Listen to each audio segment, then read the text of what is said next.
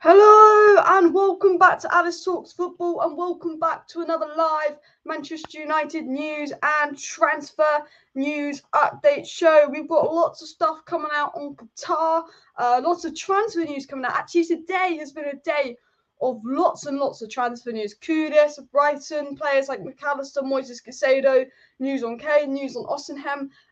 But the big news that came out today, the breaking news that came out today was about a few changes that United have made.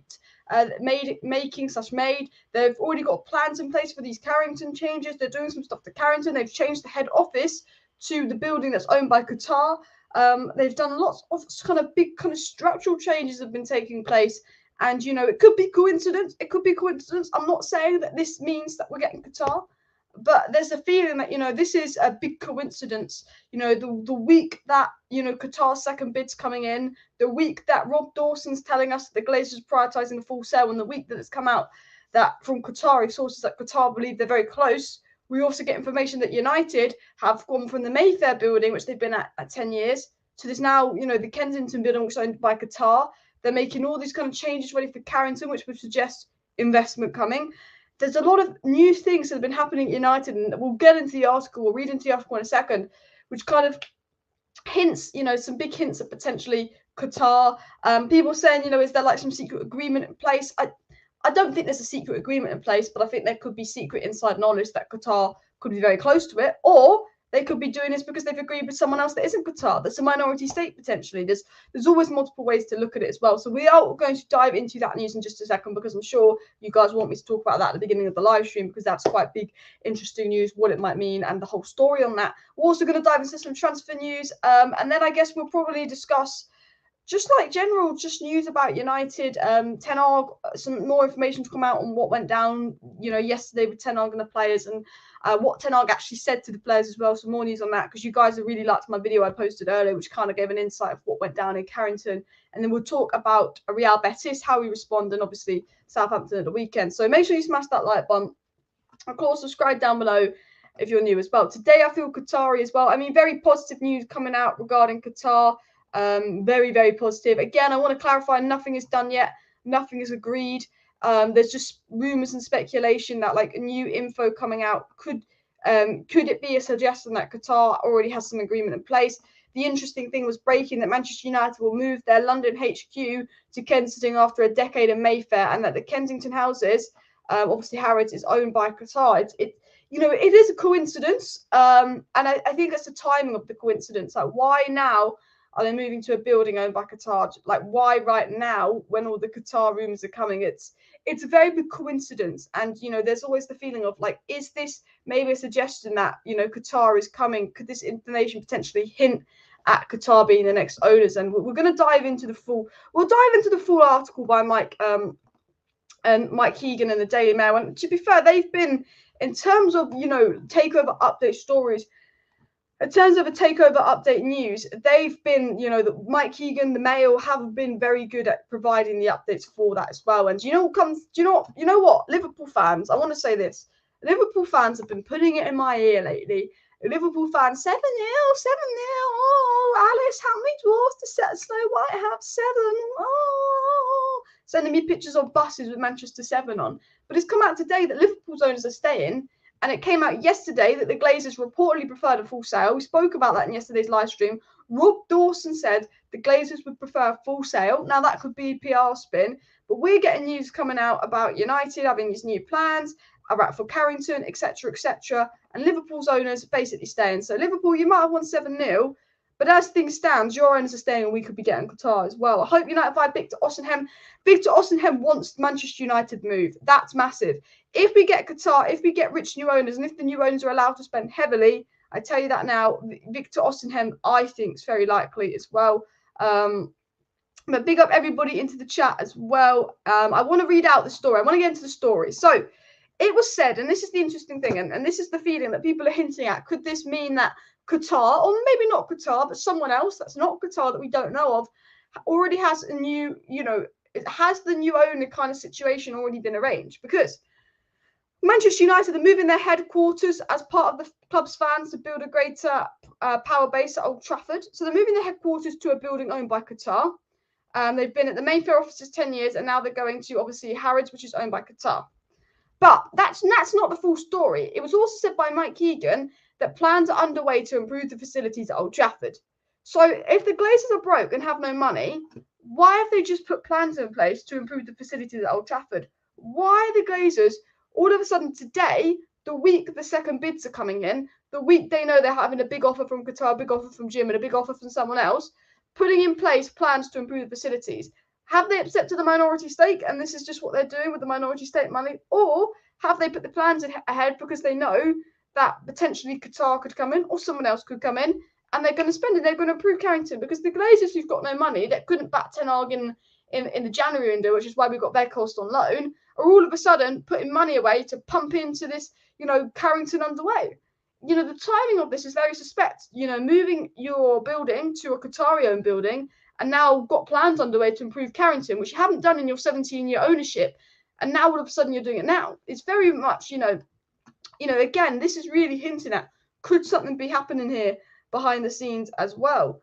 People reminded me of the 7-0 and all the seven jokes. I tell you what, people send me the clip of Monica from Friends where it goes 7, 7, 7. Basically, everyone's making every kind of 7 joke they can. What's the square root of 49, Alice? Fuck off. But it doesn't matter, the 7-0. It does matter.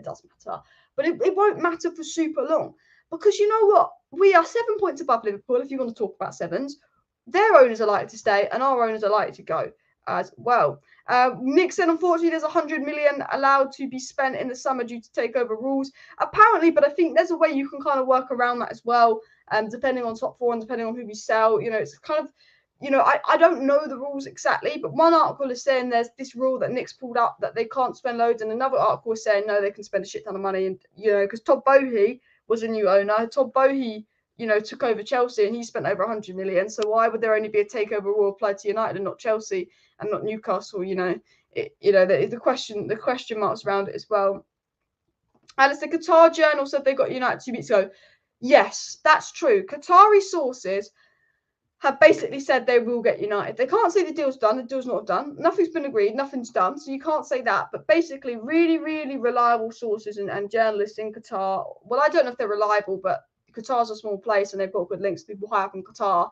And I don't know if they're just saying this because they want to say this and this is what they want to happen, or they've actually got news that this will happen. But very, very reliable sources pretty much coming out and saying they've been from Qatar, saying that everything they know indicates that Qatar will be the new owners of United, by April at the latest, and that they're very confident the deal is going to happen, etc. So, very, very, very positive news on that front as well. Keep smashing the likes, keep subscribing as well. I can see Greenwood getting. I can't see Greenwood getting into the team if we already have a third locked up and play Mason in the last 3 games of the season. Mason Greenwood's not coming back. Just to clarify this, because we don't want to talk too much about Greenwood. Greenwood will come back in the summer. I'm sure Greenwood will come back in the summer. Does that mean he'll play again? No. He might come back in the summer and be sold. He might come back in the summer, reintegrate with the team, go through therapy, do an interview, as they said. The plan with Greenwood is 2 things. Manchester United have told Greenwood they will not make a decision until the season is over, as they do not want to disrupt the progress they're making under Ten Hag, because some players do not feel comfortable with Greenwood coming back and they do not want to cause dressing room disruptions. Manchester United have told Greenwood if he comes back and if they make a decision to allow him to come back, this would involve him doing an interview to clear up his side of the story, slowly reintegrating into training, doing therapy, etc., etc. Now, Manchester United, they could say Greenwood is back with his girlfriend. They could do a joint interview together, say what went down, clear up the story, and, that might do some good. It might not do some good. We heard what we heard. We heard the audio notes. When you hear the audio notes, whether they're back together or not, it's fucking disgusting. And for me, it doesn't sit right. And that's what a lot of fans are going to feel like. That's what a lot of players are going to feel like. And a lot of people won't want Greenwood back. United haven't made the decision on Greenwood, but they will make the decision in the summer. And if they allow him back, it'll be an interview and therapy, or they will sell him in the summer. They want to slowly reintegrate him into training into the summer to see the vibe as well. That's all we know with Greenwood. So if you see, I will tell you this now, a lot of people will pretend they know stuff on the Greenwood situation. A lot of people make up lies and pretend they know stuff on Twitter and even on YouTube sometimes. The really the channels that don't show their face. They're like, there's Man United channels on YouTube where they don't show their face. It's a robotic voice and then they make up a complete story. But it's mostly on Twitter. The fake blue tick journalists on Twitter will pretend they know something on Greenwood and will tell you Greenwood's coming back and they know nothing. If a good journalist comes out, like The Athletic, like Simon Stone, who'd probably be the ones to break the news on Greenwood coming back, then it's true. But if you see someone with no credibility saying Greenwood's coming back, it's not true. And all the credible journalists are saying nothing's going to happen to the summer with that situation as well. Paul Gree says Erik Ten Hag needs to be brutal and get rid of Deadwood. This would allow us to buy big and stay within FFP. Ten Hag does hope to get rid of Deadwood. We spoke about this in another video a couple of weeks ago, or maybe a week ago. And they were basically saying that Ten Hag plans to sell 7 players at Manchester United. He has Wan-Bissaka in his plans to be sold. He has Dean Henderson in his plans to be sold. Maguire, McTominay in his plans to be sold. Tellez and Bayern in his plans to be sold. Martial and Donny in his plans to be sold. And that United could potentially get between 100 to 150 million for all of those players if they're sold successfully. He would then want 3 marquee signings, 1 striker, 1 centre-back, and 1 box-to-box midfielder, and potentially someone to improve the defence. He would then also be looking at goalkeepers and maybe an understudy for Casemiro. That was kind of the news on that as well. How credible is the source? Well, the source is the source that's reporting that United are making changes to the board is Tier 1. The sources that reporting that United have now got plans to invest in Carrington and United have moved to Qatar offices is a Tier 1 source. But there's not, it's speculation that this is a hint that Qatar is the next owners of United, if that makes sense. So the information that's coming out about United moving to Qatari offices and United doing renovation plans for Carrington for the first time in 17 years, that's from a Tier 1 source. That's 100% true. That's from a good source. The speculation of this, which has not been confirmed, is saying, why are we doing this now? Why is this happening at the same time as Qatar? Is it a massive influence, or is it a strong suggestion that something, Qatar and Manchester United, something has potentially been agreed? That is the feeling, Why is United all of a sudden not made any changes to Carrington, then deciding this week they've just put plans in place to invest and change Carrington when the Glazers have got no money and couldn't spend in January? And why have United on the same day they've put investment down to make change in Carrington move to Qatari offices? That is the speculation. That is true. That news is true. The speculation is this just a big, massive coincidence? Or is this something more to it? Because why is this happening the exact same week the second bid from Qatar's coming, which will be up and reported to be close to what the Glazers want? It's all very up in the air. Give Liverpool the win. United play double the games and are still above them and have won a trophy this season and are getting new owners. Very likely. It's very likely we will get new owners, we'll finish above them, and we'll win more trophies than them this season. I don't think they will win a trophy this season. I mean, unless they do a miracle against Real Madrid. I tell you what, Liverpool, you might have scored 7 goals against United, but it'd been more useful if you scored 7 goals against Real Madrid as well. Liverpool get Qatar if we don't get them. Liverpool's owners have basically said they're not interested in selling anymore. Liverpool's owners came out today and said they're committed to the club now. Gaz with the most honest comment of the night. Joel Glazer is a parasite. Avram's the rat and Joel's the parasite. And I've got my West Ham scarf on watching this, says Daniel. And I bet you know what, Daniel? My mate that's a West Ham fan, he said, thank God for United overshadowing it, because West Ham, they lost 4-0, and he went, you know what? Thank God United 7-0 meant overshadowed everything West Ham's done.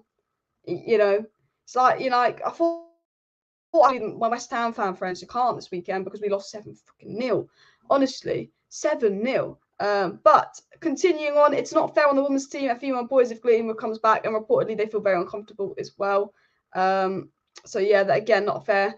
And we lost 7-0 in a one-off game. If we get Qatar owners and get world-class players, we could be beating Liverpool 7-0 every season. I mean, that's a good way to think about it.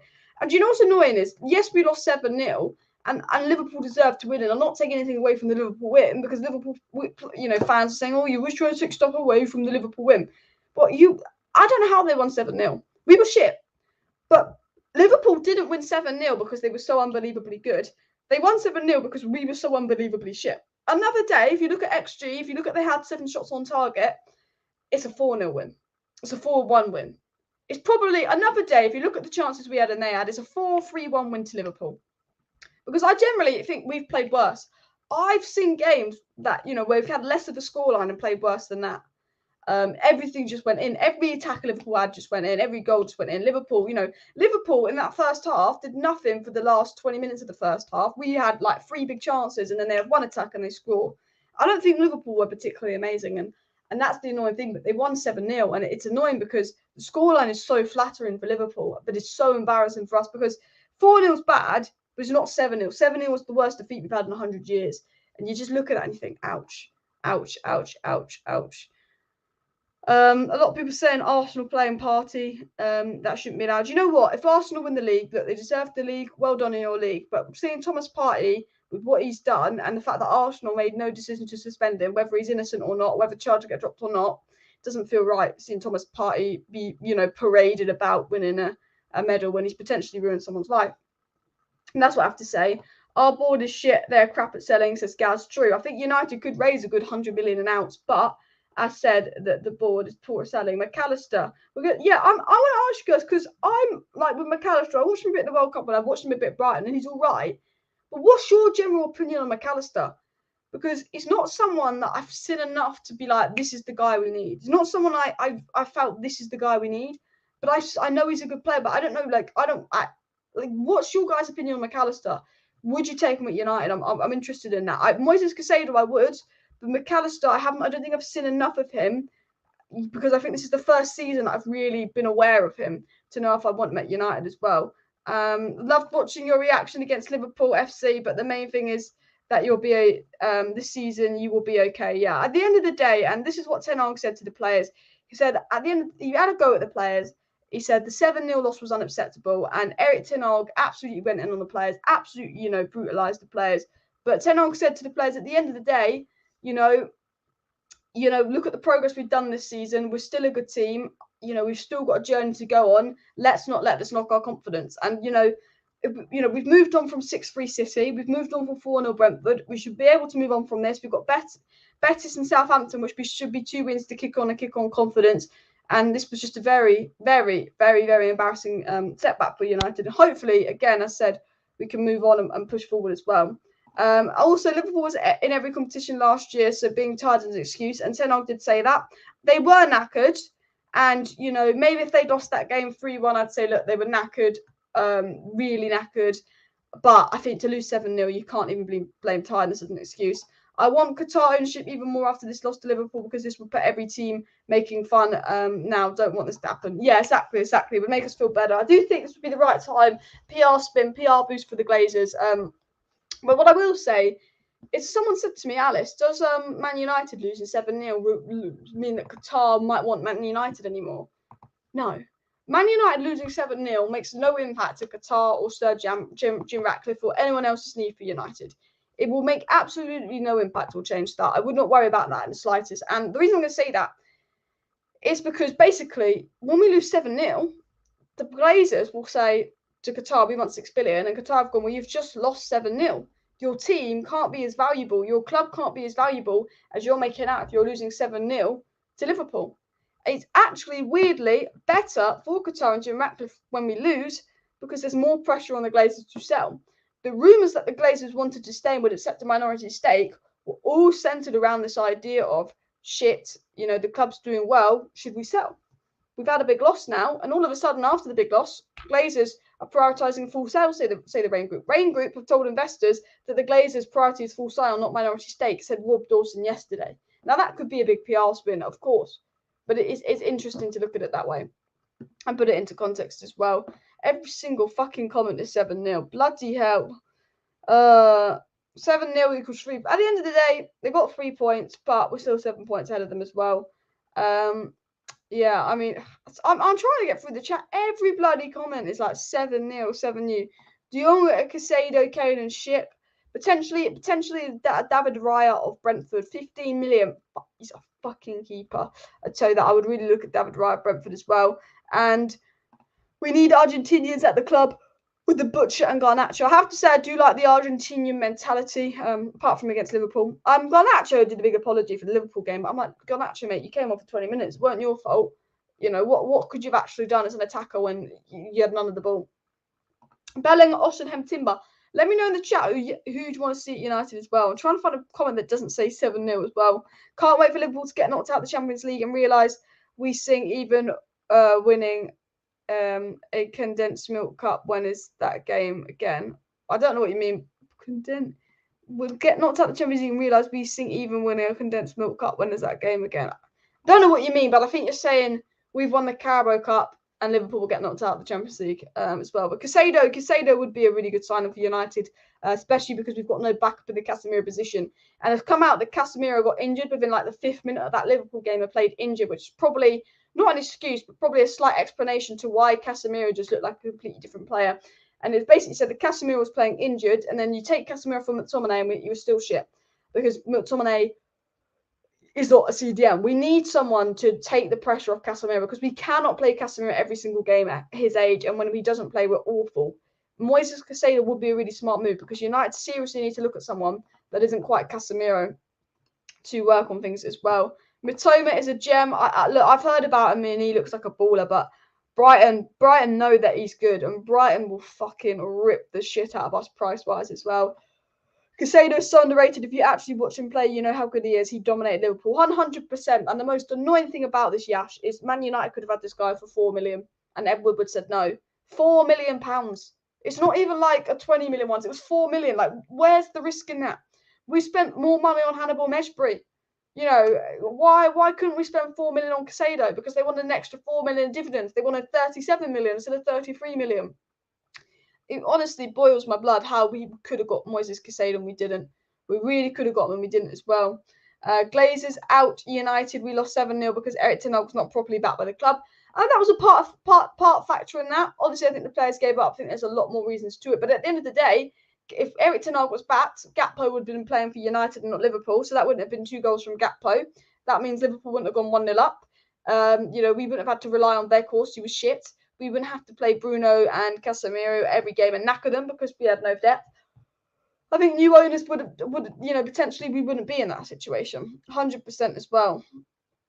I don't think Garnacho is as good as Mason Greenwood, has sloppy touch. We'll have to wait and see because Greenwood obviously was 20 in his last season. Garnacho is a bit younger, but I do think that what went down with Greenwood is such a shame because I do think that Greenwood, you know, he was that youngster that was going to go to the top. You know, he could score with his left, he could score with his right. He was so good, Greenwood. And I think, you know, if Ronaldo didn't come and he was the main striker, he would have been incredible. And I have to say, it's a shame what happened, but it's happened now, and we can't change that. And I think I generally believe Greenwood would have gone to the top. Kim Min-jae would be a great centre-back. He's got a release clause as well, so not too expensive, if that's still the case.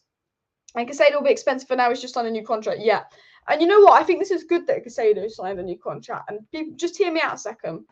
Because I don't think United need Caicedo yet. Because we've got Casemiro. Because Caicedo signed a new contract, I think he will be at Brighton next summer. Unless Brighton have said as part of his new contract, basically, if you get an offer for this much and above, we'll let you go. But we want to have you on the new contract so we can get a lot of money for you. And look, you're on £4,000 a week. Let me make that better. I think because he's on a new contract, that means he'll be at Brighton for another year. And then next year, we could potentially go for him when Casemiro is that year older. Potentially, if we're looking to actually, you know what Man City did with Fernandinho and Rodri. Fernandinho was still near the top of his game, but they knew he was getting to that age where they needed to bring Rodri through. And I think actually maybe it's a good thing because I think Caicedo would be a great signing this summer, but we don't necessarily need to spend 70 million on a DM if we've got Casemiro next summer, when, you know, we should be spending 70 million on a player to play next to Casemiro, maybe 15 million on a young DM. But then maybe next summer we're going, you know what, we're maybe only going to get a year or two out of Casemiro. It's time to spend 70 million on a DM. I think that could be definitely the approach with Moises Caicedo. Halis, have you recovered from that defeat? Not well. I'm still upset about it, but I think once to see United play and get a win again, and if we can play, if we play good football versus Betis and Southampton, then it's kind of all forgiven. Not all forgiven, but I will get over it as well. But I have to get over it. But it still hurts the fact that we lost 7-0. I'll be honest, I still sometimes can't believe it when I look at it as well. DM more important than De Jong? Oh, I think it's a bit of both. I think we need a midfielder that can do well under the press as well. Jude Bellingham going to Liverpool? Well, not if they don't get top 4. Liverpool seem really confident they're going to get Jude Bellingham, but I think a lot of it will depend on top 4, how they do this season. And also the money. Just can FSG afford to spend that much money on one player when I think Liverpool need maybe 2-3 midfielders as well? If you want to see a good circus, better go to United. I tell you what, it was a circus on Sunday as well. Alice, off topic, but can you do a Q&A with your subscribers during the international debate maybe? Maybe I could do a Q&A. I did a 25k subscriber Q&A, didn't I, on my second channel? So I could do like another Q&A. I could do like are we close to 60,000 subscribers? Could do like Yeah, we could do a 60,000 subscriber Q&A. I'm actually on 59,250 subscribers, so we're 750 subscribers off of 60k. So we probably hit that, mid-end of March. So could always do a 60k Q&A special as well. Liverpool had a fair share of big losses, 5-2, 4-1, and 3 losses to Brighton. Liverpool fans, pundits act like Liverpool are flying disgrace. You know what? It's so reactionary from the media. Liverpool win 7-0, and all of a sudden United shit and Liverpool are back. I still think we'll finish above them this season. They say Liverpool are back, la-di-la. I still think Liverpool will go lose a stupid game next week, and we'll win our game next week. So, yeah. If Liverpool don't lose another game, they could finish on 81 points. That could win the league. They've done that before, back in the 80s. Potentially, I mean, if Liverpool went and won every single game left, then yeah, they could potentially win the league. But I think Arsenal are too far above, and I don't think Liverpool will win every game. I see Liverpool dropping points next week as well. Do I think United can get Jude Bellingham if we finish in the top 4 and if we get Qatar? Yes. But I don't know if he wants to come to United. But I think if we got top 4 and Qatar, and I think Ten Hag, I think it would potentially appeal to him. Saeed says Kim and Jay, Caicedo, Osimhen would be the dream signings. Realistic might be De Jong, Timber, Kudus, potentially yes as well. And Banter Club, 7-0 embarrassing days, blaming the Glazers, but you spent much money because Ten Hag wasn't backed in January. And if Cody Gakpo's priority was United or Liverpool, he wouldn't be playing for Liverpool if Ten Hag was backed in January as well. But I'm going to scroll to the bottom of the chat as I'm a little bit behind as well. Don't destroy Maino, Future, or Garnacho. Be careful who you bring. 17, 18-year-olds with so much time to improve. Ronaldo's first season in 2004 ended with 4 goals, and they called him a one-trick pony. Yeah, Garnacho reminds me of Ronaldo. I think Garnacho's like that. He'll get 5 goals this season, and people will write him off. People forget that youngsters, it's not what they do at 18, it's what they do in their early 20s, which really kind of shows what player they could be. And maybe some players even in their late 20s, and I think Maino's an absolute baller. And when we won the Carabao Cup last week, I loved how Ten Hag gave Maino a little quiet, cheeky one-on-one chat as well. United no longer have first pick available for players. Fergie has gone, and you've not signed world-class players since he's left for that reason. I mean, we have. We signed Varane and we signed Casemiro. We signed Sancho when there was competition for him. Not that it's been great. We signed, Pogba when there was competition for him. Not that it's been great. Lukaku. United have always been good at signing big names. Ibra. We got Ronaldo. United have been good at signing names, even though they're not at their best. Bellico Chap. United actually looking at him in case Southampton go down as a potential cheap signing as well, which is interesting as well. But scrolling through the chat, I do want to get into the news as well. And people say James Ward-Prowse, not for me. Mbappe, potentially with Qatar, if he wanted to move as well. Someone said, Shatter Palace, Kudus won't join any useless United team. He's a Liverpool player already. You say it, we buy them. Look, I'm not saying that United are going to buy Kudus, but United have had talks with Kudus, and we'll get into that. I don't know if United want Kudus. United's new ownership situation isn't sorted yet. I don't know who will buy until I know the new owners is, the budget is, and then we'll have an idea of what Ten Hag wants. I know that Ten Hag wants a striker, I know Ten Hag wants a midfielder, and I know Ten Hag will want a defensive reinforcement and maybe some players for depth. But no one knows for sure what 100% Ten Hag wants. But I want to talk about Ten Hag, and I want to talk about some comments he made, and then I'll get more into the takeover news. But I actually got some pretty interesting news on transfers as well. We will talk about Kudus and Mcalister in just a second as well. But I want to show you a news report. I've just, fuck's sake, I went to click on my notes so I could copy and paste my notes onto the screen, and I closed the tab. I was trying to get something up for you, and just closed the freaking tab because we've got a lot of notes to get through. But I want to kind of go through Melissa Reddy's report on kind of linking. So I did a video on this morning, but more information has come out since this morning, kind of about how Ten Hag's been dealing with it.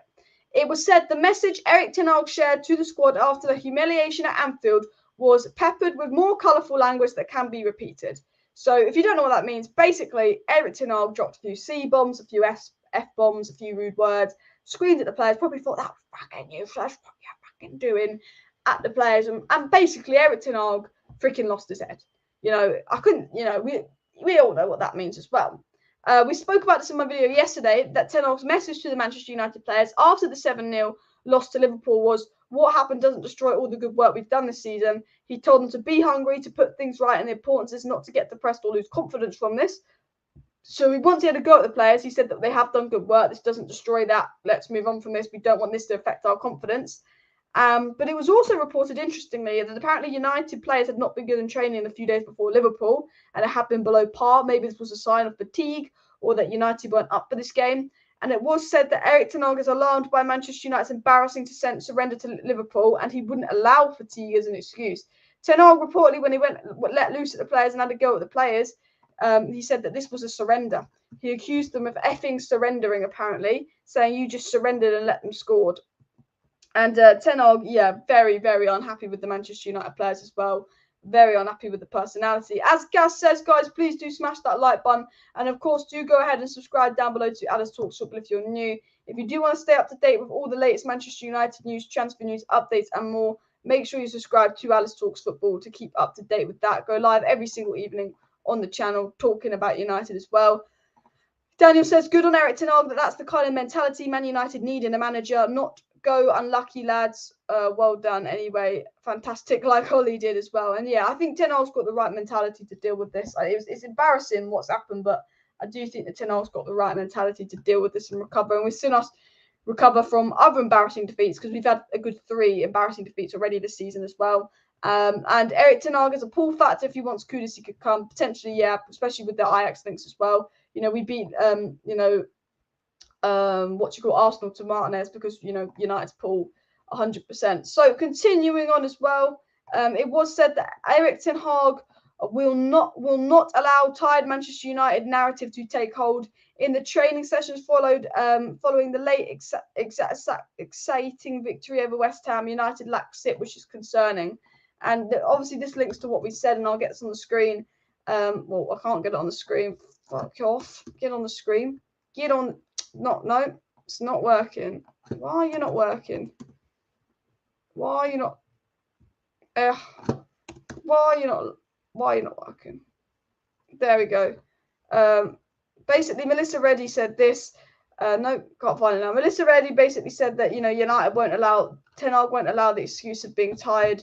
That we've got to have high standards as well. Stop with the Ajax players. We need world class. I mean, there's a few. Kudus is a good player. I want to move away from the Eredivisie, but Martinez has been good from the Eredivisie. Mcalister has been.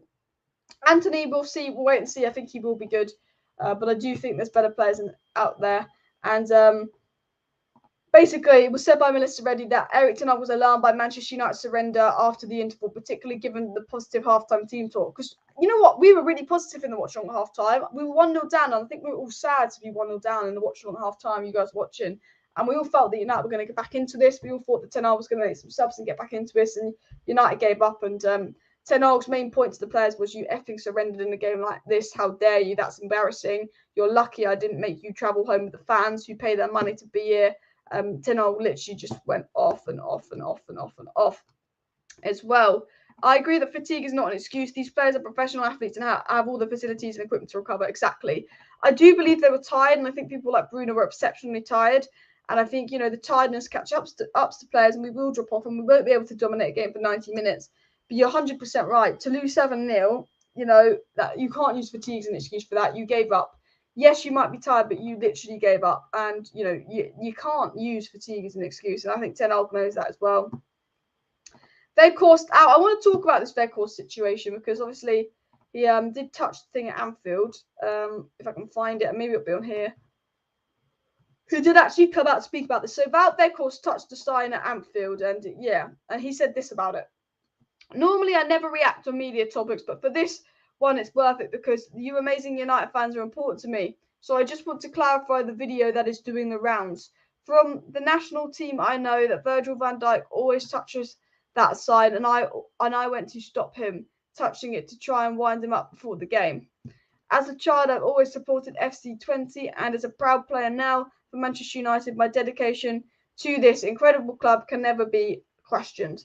Sunday was a terrible day for us all. We're putting everything into making it right in the next weeks. We will bounce back together and achieve our aims this season. So there was rumours going around that Weghorst is a Liverpool fan, etc., etc., etc., and that's why he touched the sign. He was saying he touched it to try and stop Van Dijk touching it to wind them up because that's what they did with the Netherlands. La. I mean, I believe that. I don't think he was touching the sign out of a Liverpool thing. I think it's a weird thing to do. I think he didn't even question touching the sign. And I think, look, he's probably, he's at United. He's probably just happy to be here. And I think Weghorst was shit, absolute shit. But yeah, and I don't think he should be touching the Anfield sign. But I did think there's probably an explanation behind it. Why would he just randomly touch a flat sign? Someone said, what will Gary Neville make of the Qatari takeover, given his Liverpool fan waving? His hypocrisy will evident for all to see. Yeah, will be interesting to see. And mainstream media, I think, has really gone downhill with punditry. The mainstream media, they all just, I think there's just too much agendas and hypocrisy. And I think the mainstream media, they've got this one view and they all stick with it. I was thinking that when I was watching Sky the other day. All these pundits have got this kind of one view, then they all agree with each other's view and stick with it. I don't think they watch the foreign leagues. They're not interested in the foreign players, and there's so much hypocrisy in mainstream media. I remember Mr. Reddy calling the Glazers parasites a while back, and I laughed. Lol. I'm pretty sure she's a Liverpool fan as well, so big up to her for doing that as well. She's quite a good journalist, and I think we have to remember we have overachieved with this squad. Erik Ten Hag has judged him next season, 100%. Yes, like we could, I don't think we should be letting the 7-0 defeat overshadow what we've done this season. I do think that United have massively overachieved this season, and unfortunately, this is going to overshadow that at the moment. Slaven Bilic sacked at Watford. Apparently, Watford are getting Chris Wilder in. I read out there.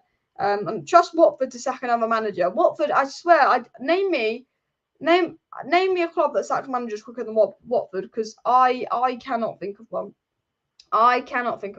Just going to take a sip of water, then we'll get into the transfer news.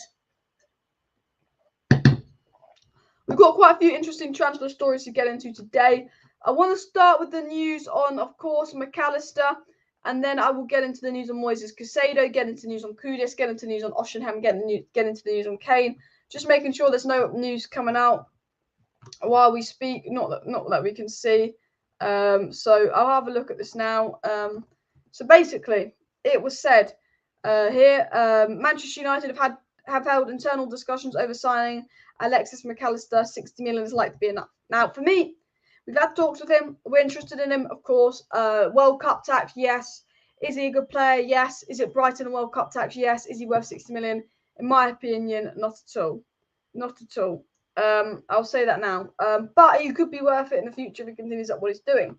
Now, another player that we've been linked to that's just signed a new contract, so the kind of links have died down, but they're saying this means nothing, and maybe Brighton have made him sign a new contract, saying that they will let him leave if he signs a new contract.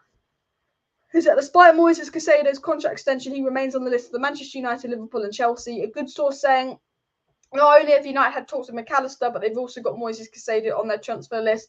They want a midfielder. They're not letting that go as well. And Manchester United came out from the Sun very confident about signing Kane.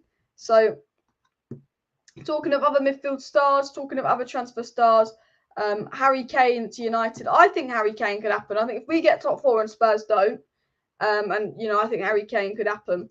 And it was basically said that Manchester United are confident on signing Harry Kane this summer with contact already made. United made contact with Kane's camp through a third party and have been encouraged by his response. Now, this is really big. Now, this has come from the Sun, but this has come from Neil Curtis of the Sun, and he's normally good for Sun journalists. He really is Kudus, sorry. And he's basically saying, Man United's contact with Kane, he's been positive. There was a report, and there was a story by David Ornstein of all people saying that Kane would like to stay at Spurs and sign a new contract. But apparently, he's saying United have had talks with Harry Kane, they've had contact with Harry Kane, and that the response they've got from Harry Kane about him potentially coming to United next season has been positive.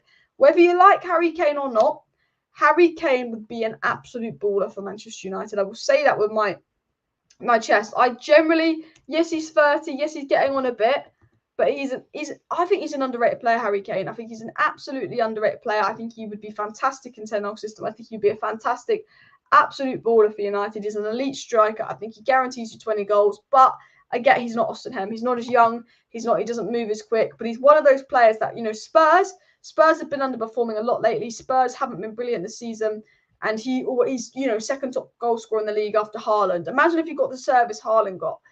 Second top goal scorer in the league, gets assists. He's a very good player, Kane. Very intelligent, very Ten Hag suited. I do think Kane will be a fantastic signing for United, but I don't think he's worth breaking the bank for, given his age and injury record. And I think with Daniel Levy, we'd have to break the bank for him.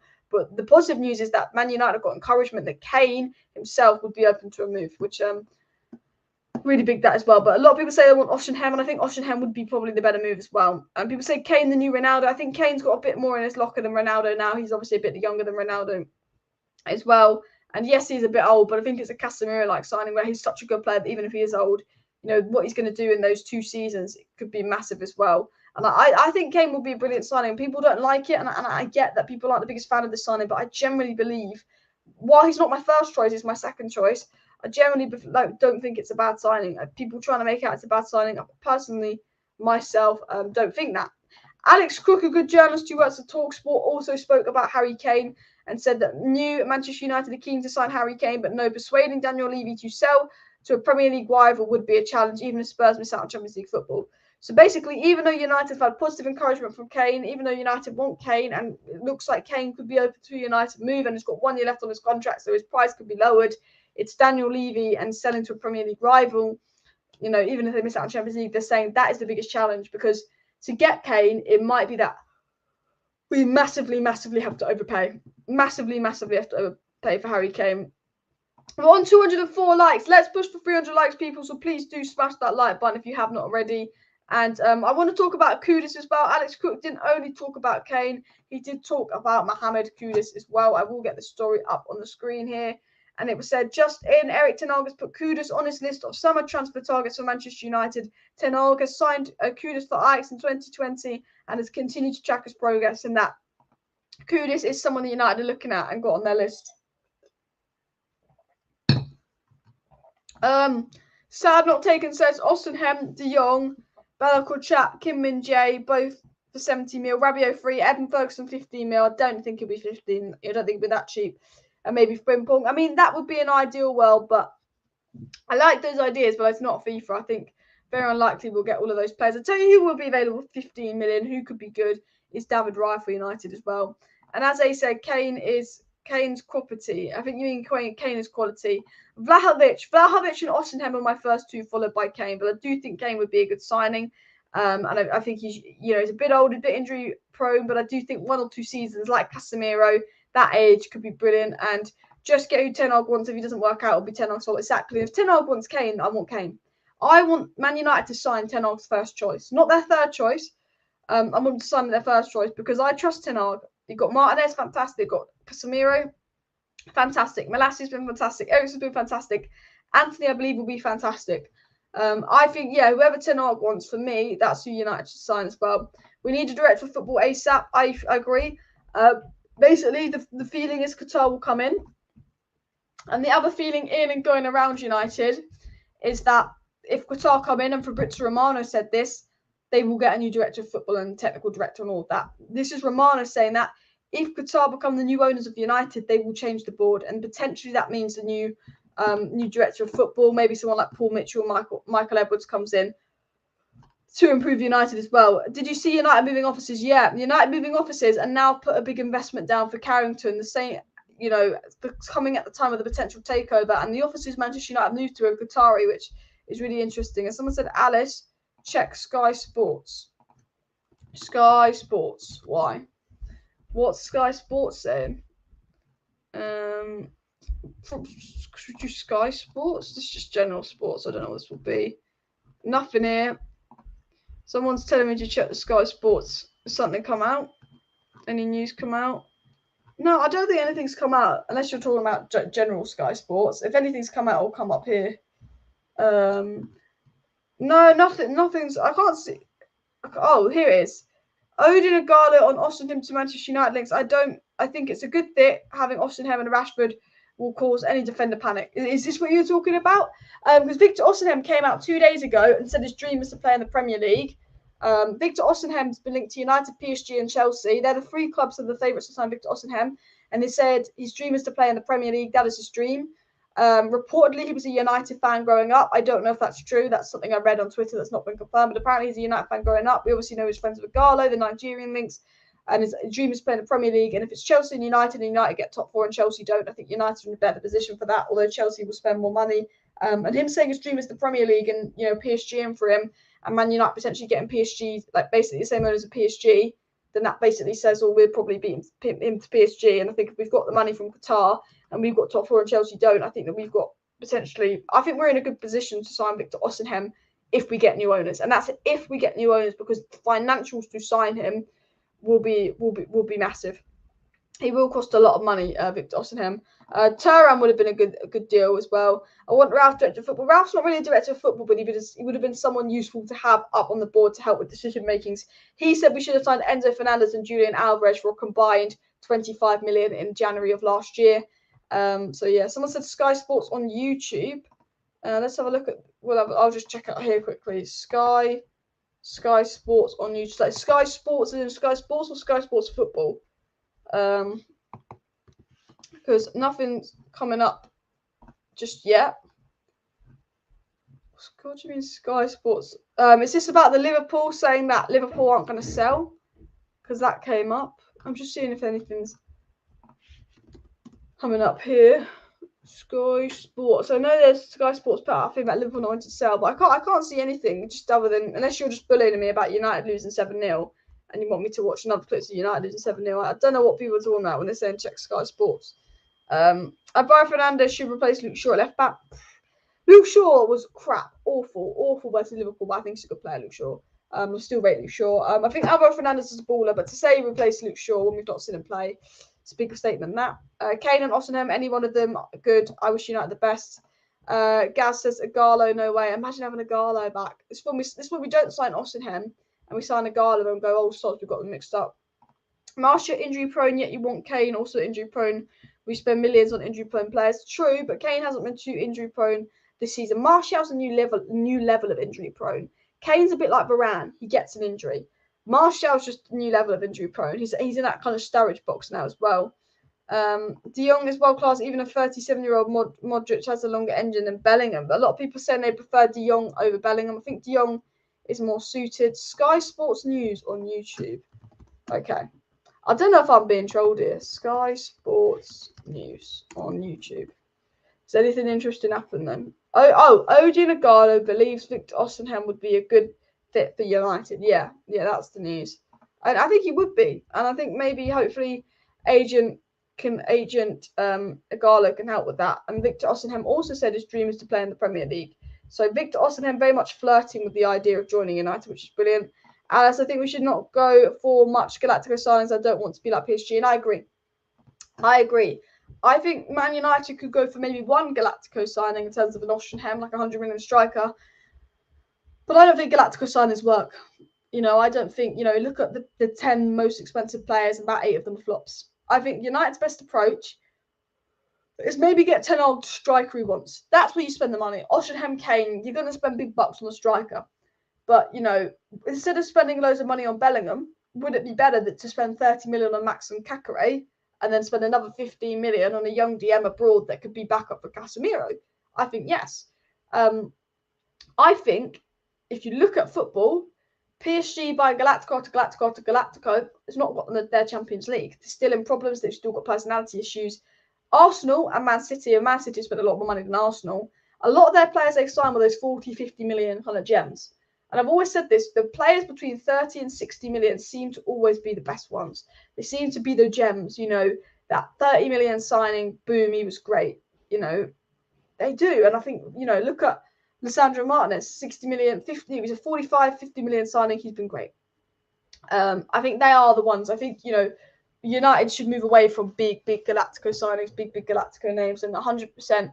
I think, one big signing, one big striker is fine, but I do think, looking in Ligue 1 and like a 30 million young midfielder that fits the profile that Ten Hag wants, having some good scouts in, going abroad to South America, looking at some maybe young DMs like Enzo Fernandez, Moises Caicedo type players that we missed out on, that we looked at and was suggested to buy. That I think that is where real business is. And I think you can build a team. And I think if you buy all the best players like Chelsea and like PSG, it doesn't necessarily mean you're going to win the trophies, because it's not about buying the best and biggest names. It's about building a team. So I do agree with that comment as well. And Martial would get injured sneezing, says Gaz. Exactly. 100% exactly. An agent of Gala at work. And Martial literally lives in hospital. Kane is not that injury prone. Yeah. Especially compared to Martial. We're on 236 likes. We've got 700 people watching. So let's go for 300 likes. And Neymar just wants to help PSG as a brand, that 220 million euros. Yeah, I mean, Neymar has helped PSG as a brand, but Neymar's out injured to the end of the season. Neymar's another player who's an absolute baller, but just Neymar's a new level of injury prone at the moment. it's always the joke that he gets injured around the time of his sister's birthday. But yeah, Neymar is very, very, very getting injury prone at the moment as well. But look, people, we are going to wrap up today's live stream here, as I know there's Champions League fixtures on, and I know there's lots of other stuff that people want to get ready for. So please do smash that like button if you have not already, and of course subscribe down below to Alice Talks Football if you're new. There will be a video out tomorrow morning and a video or potentially a live stream, depending on the news, out tomorrow evening, and then I will be back Thursday for the United Betis watch along, which hopefully should be redemption for United. So pretty much content every evening and every kind of morning, midday for the next sort of week or so. So we've got interesting stuff coming on the channel. So make sure you subscribe if you're new. Of course, smash the like button, and thank you for watching. Big up everybody. See you next time. Bye.